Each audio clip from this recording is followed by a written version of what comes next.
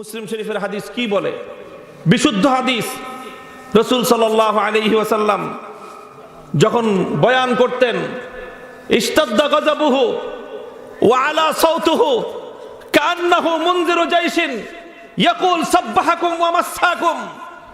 আল্লাহর নবী যখন ভাষণ দিতেন তখন নবীজি রাগান্বিত হয়ে উঠতেন। নবীজির গলার আওয়াজ এটা অনেক উঁচুতে উঠে যেত, ভলিউম বেড়ে যেত, এত জোরে কথা বলতেন। কান্নাহু মুনজিরু জাইশিন, কান্নাহু মুনজিরু জাইশিন, যেন আল্লাহর নবী একটি সেনাবাহিনীকে কমান্ড করছেন। বয়ান এভাবেই দেওয়া সুন্নত।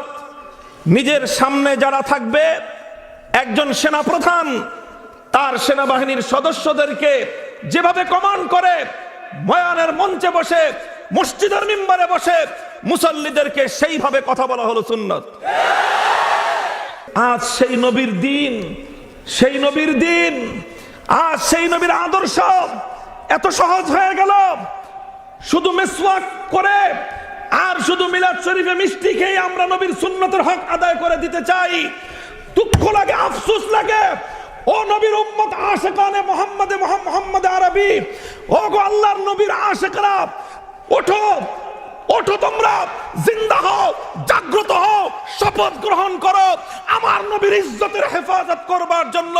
যে নবী আমাদের জন্য পেটে পাথর বেঁধেছিলেন, আমরা সেই নবীর ইজ্জতের হেফাজত করবার জন্য কল্লা দিতে রাজি আছি, কল্লা কাটাইতে রাজি আছি।